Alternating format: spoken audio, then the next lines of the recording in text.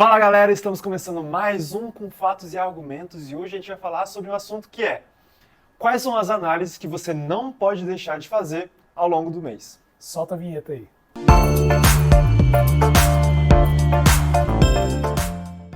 Bom, Assis, né, a gente está começando mais um aqui com fatos e argumentos e aí a gente está trazendo esse assunto que é analisar determinados indicadores ao longo do mês e não esperar acabar o mês para olhar o que está acontecendo, né? Para você conseguir trazer estratégias para que você consiga resolver um problema que pode ser evitado. E um detalhe, a gente está trazendo aqui nessa temática o ao longo do mês, porque nós estamos partindo do pressuposto que as empresas, assim, no mínimo uma vez por mês ali, elas param, ou no final do mês só, para e olha o número. Mas a gente sabe que a realidade ela é bem diferente disso, né? Tem Exato. empresas que olham alguns indicadores que são importantes de 6 em 6 meses. Pois e aí é. fica difícil. Então, cara, e fazer gestão, você tem que sempre estar de olho no que está acontecendo, né? Principalmente para você conseguir guiar o time, principalmente para você conseguir conversar com os seus colaboradores ali, para tornar palpável o trabalho deles, né, para o resultado da empresa.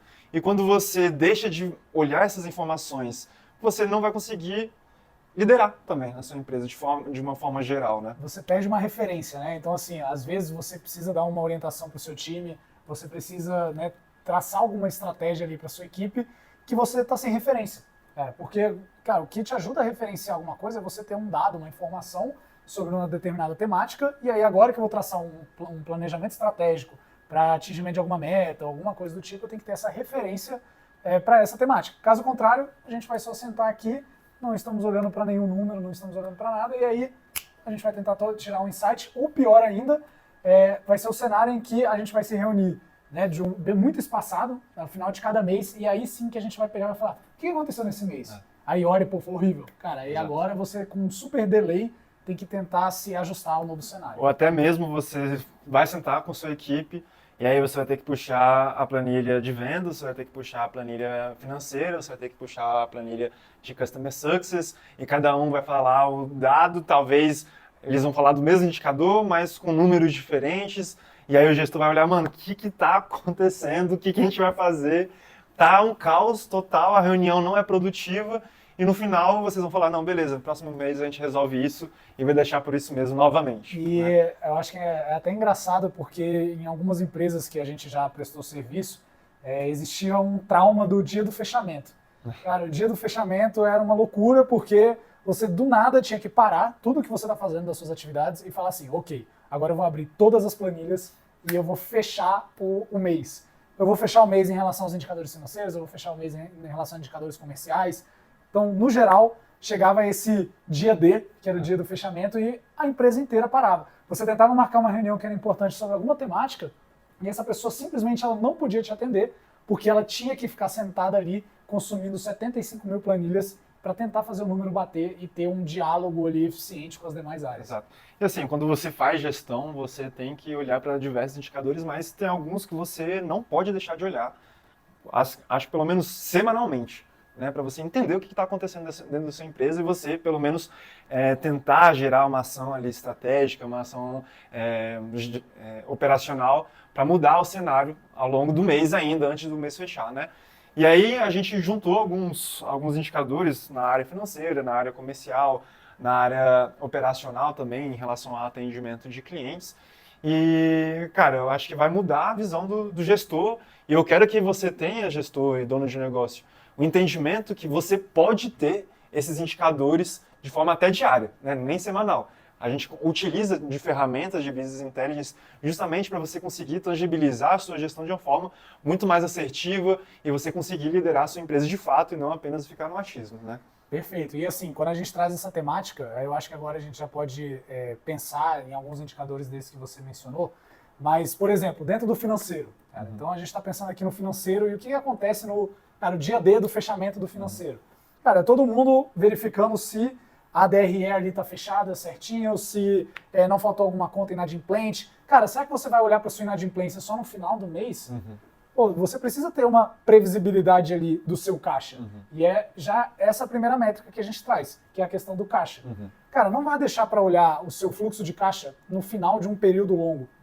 Você consegue ter uma previsibilidade de caixa em períodos menores. Então, por exemplo, semanalmente, Cara, semanalmente é interessante eu ter um entendimento, a minha área financeira ter um entendimento, se algo ficou inadimplente de pagamento ou recebimento da semana anterior, se algo ficou inadimplente ou vai ficar inadimplente essa semana, né, se eu não receber ou se eu não pagar, ou seja, quais são as meus contas a pagar e contas a receber que tem vencimento dentro dessa semana. E além disso, você ter realmente uma visão da sua previsibilidade de caixa. Exato. Pô, se tudo acontecer perfeitamente, ou seja, vamos desconsiderar cenários de inadimplência. Isso que você pode ter uma visualização de qual que é a sua taxa de inadimplência histórica para você ter essa maior previsibilidade. Mas digamos que dê tudo certo. Cara, se deu tudo certo, como é que vai ficar meu caixa no final do período? Então são informações que são importantes se você está validando e acompanhando de forma reduzida. Cara, tem muita empresa que acompanha o fluxo de caixa batendo a informação com as contas bancárias diariamente. Para que quando chegue o dia do fechamento e você faça o seu resultado da DRE, você tem um dia mais tranquilo também, Sim. porque aquele resultado já está validado. Não, e assim, quando a gente fala de ter uma empresa, cara, acho que o principal objetivo da empresa é gerar lucro para o dono do negócio, né? Obviamente, tu tem ali as suas receitas sua prolabore e o faturamento ajuda nisso e tudo mais, mas quando você abre uma empresa, você quer que ela seja eficiente e lucrativa, né? Então, se você não está gerando caixa no mês, ou você pode até estar sangrando em determinado mês, sei lá, bateu metade do mês, você está em 3 mil de caixa negativo, né, de previsibilidade. Cara, você precisa atuar para você conseguir mudar o cenário e você realmente gerar caixa naquele mês. E assim, você trouxe essa questão de inadimplência, que é muito importante, né? Você conseguir falar ali com sua área financeira. E tem diversas empresas que não conseguem ter a inadimplência, mas não conseguem ver em que cliente, né, essa inadimplência está. Mas também não apenas a inadimplência, você pode olhar para a área comercial. Quanto do meu time comercial já bateu a meta e quanto não bateu a meta na metade do mês e o que eu posso fazer para que eles consigam bater essa meta e gerar o caixa que eu estou prevendo, né? E aí, assim, se você tem a visão, pô, meu caixa não está sendo gerado por conta ou de inadimplência, ou por conta de custo, ou por conta da parte comercial. Com quem eu vou conversar e com quem eu vou dar prioridade para guiá-los até o final do mês, né? E aí, até para te complementar aqui, a gente até traz esse indicador de caixa, porque o indicador de caixa, ele abrange todas as áreas, né, todas as partes do financeiro. Cara, tem muita empresa que olha só para o faturamento, que é o indicador do ego, né? Ou seja, exatamente. Cara, faturei X, beleza, mas quando você olha ali sua geração de caixa no período, quando você olha a previsibilidade de caixa, você está sangrando. Tá? Por quê? Porque você não está controlando os seus custos. Exato. Né? Então, pô, eu vendo produtos. Cara, você está olhando para o seu CMV? Não sei se o CMV está impactado pelo custo ou está impactado pela receita. Você precisa ter essa noção para saber com quem você vai conversar. Exatamente. Cara, e isso é de suma importância porque quando você vai fazer a gestão de uma empresa, e aqui já vai cair no que você falou, que é conversar com a área comercial ou com outra área, que é essa questão da integração, mas primeiro, cara, você olha para dentro. Olha para dentro da sua empresa para você verificar se o seu comportamento de geração de caixa está ruim, se é por conta da receita ou se é por conta da despesa. Tem muita empresa que, por não ter essa questão da previsibilidade de caixa, não ter uma noção ali do controle das suas despesas de forma assertiva, ela já olha direto para o comercial e taca a bomba no comercial. Metas completamente irreais. Pô, mas será que é isso mesmo ou você tem que controlar a sua despesa? Porque, cara, a gente vê muito no mercado empresas e, cara, quando a gente começa um projeto de BI, é exatamente essa conversa. Você vai começar um projeto financeiro e aí, de repente, os números começam a não bater e aí você começa a ver, não, porque não cadastrou isso, ou isso é cadastrado de tal forma, então não segue o procedimento adequado.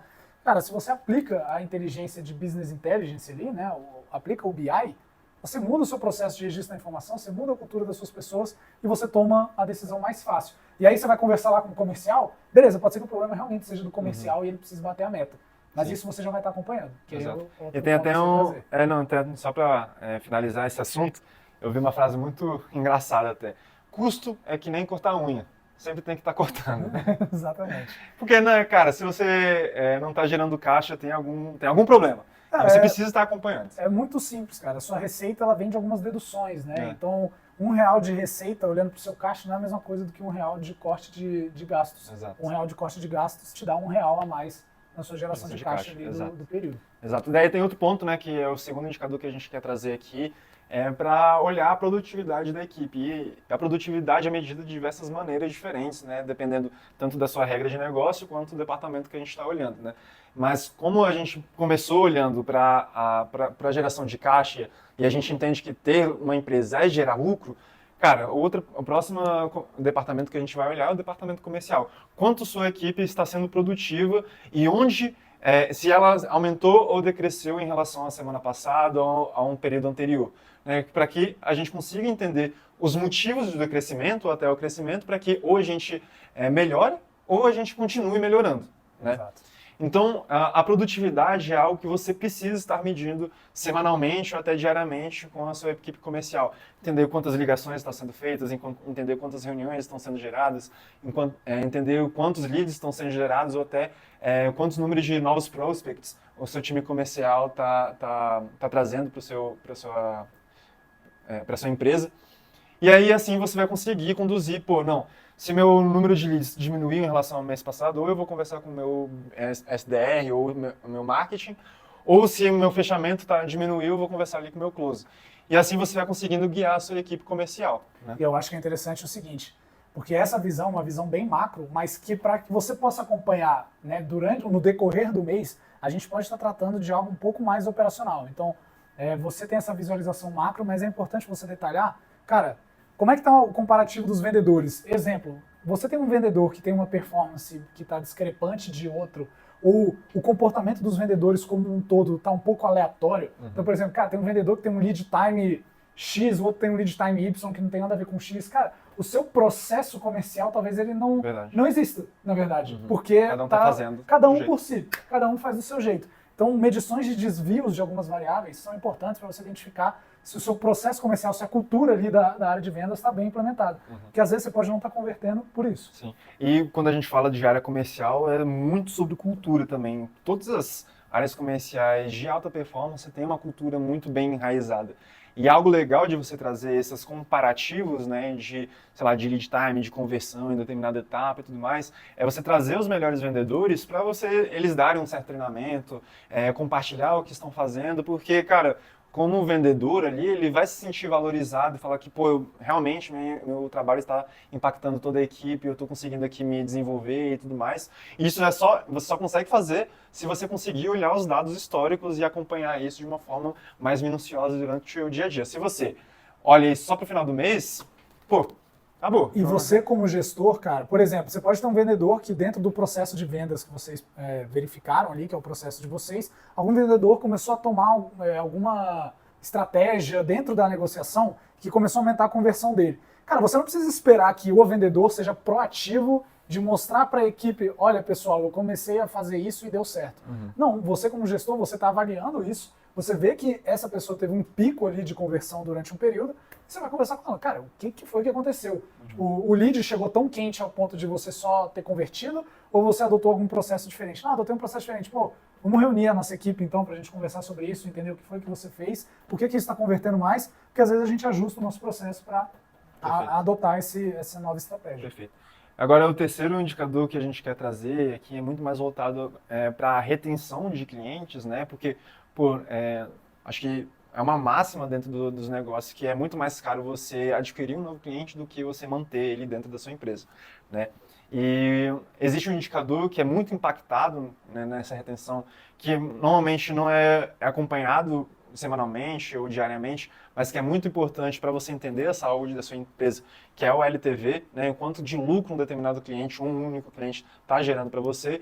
Então, para você conseguir impactar o LTV positivamente, você precisa entender como que o engajamento do seu cliente está ao longo das semanas até ao longo dos dias, né, para ver se ele realmente está consumindo, se ele está utilizando do seu serviço ou produto, ou ele está voltando dentro da sua loja, dentro da sua empresa para estar comprando novamente. Então, existe essa métrica de engajamento que cada negócio deve adotar uma forma de analisar, né? Então, a gente fez um projeto que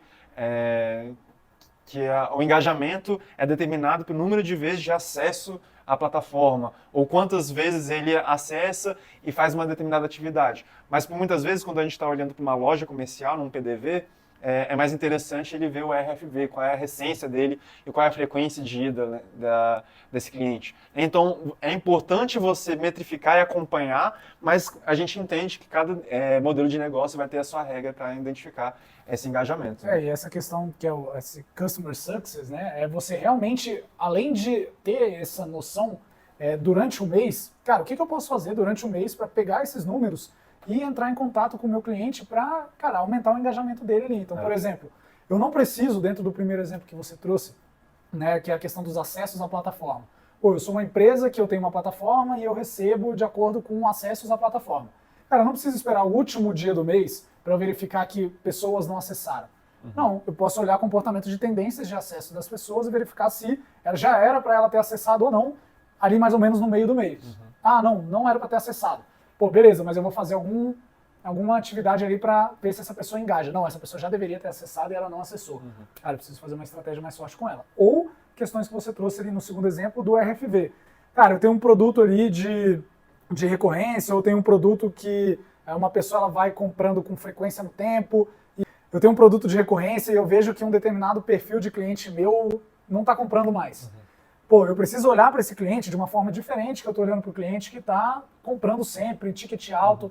São clientes distintos. Como é que eu faço para aumentar o engajamento de um cara que já está engajado ou engajar alguém que não está engajado? Então são tratativas diferentes. Exato. Então essa segmentação do RFV te auxilia isso no decorrer do mês. Pô, é muito mais fácil você vender para um cliente que já está consumindo de você, né? Então, de novo, você olha para a sua geração de caixa ali no mês, pô, você olhou para o comercial também, identificou quais são as pessoas que estão sendo mais produtivas ou quais tiveram mais queda, mas também vamos olhar para nossa base de cliente, identificar oportunidades de upselling também, né?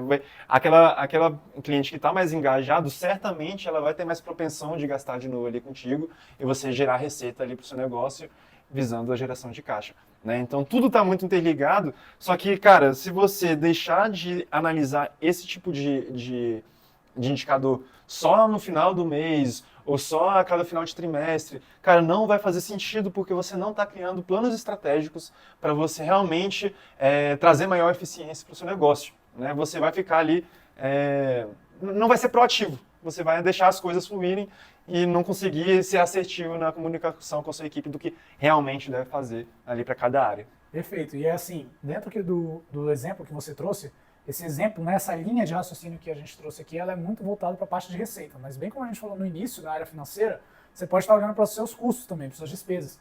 E todos esses indicadores que a gente falou posteriormente valem, né, seguem essa regra também. Então, por exemplo, o segundo, que a gente usou a questão da eficiência operacional e usou o time comercial como exemplo.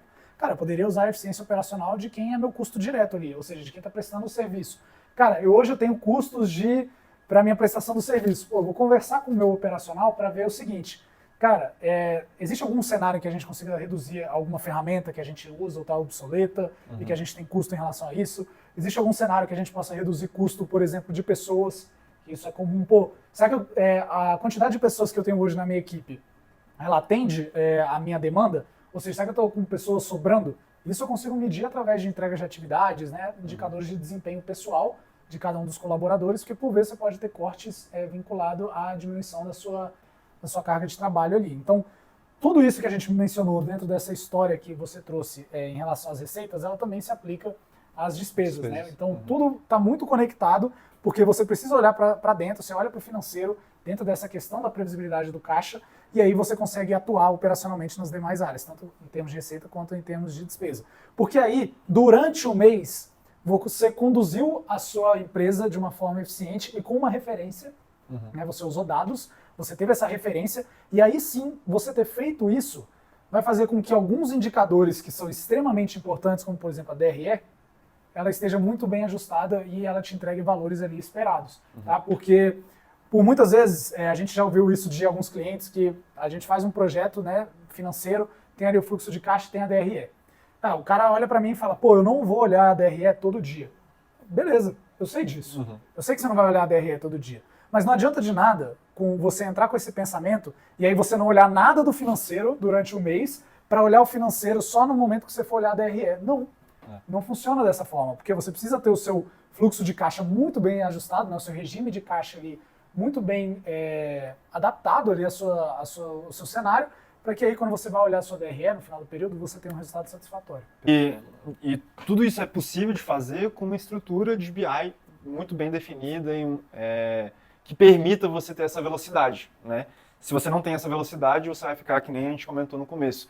50 mil planilhas para analisar alguma coisa, dados errados, você nunca tem certeza de nada, você chega numa reunião de indicadores e não é produtivo, você sempre vai falar, pô, não, na próxima semana ou no próximo mês a gente vai resolver, e fica nessa para sempre, né? Sim. Sempre baqueando, sempre tentando chutar o que está acontecendo e chutar o que você precisa fazer para melhorar os seus resultados. E é por isso que a gente entende também, numa estrutura de BI, numa estrutura de tecnologia, isso vai depender muito da estrutura de empresa que você tem.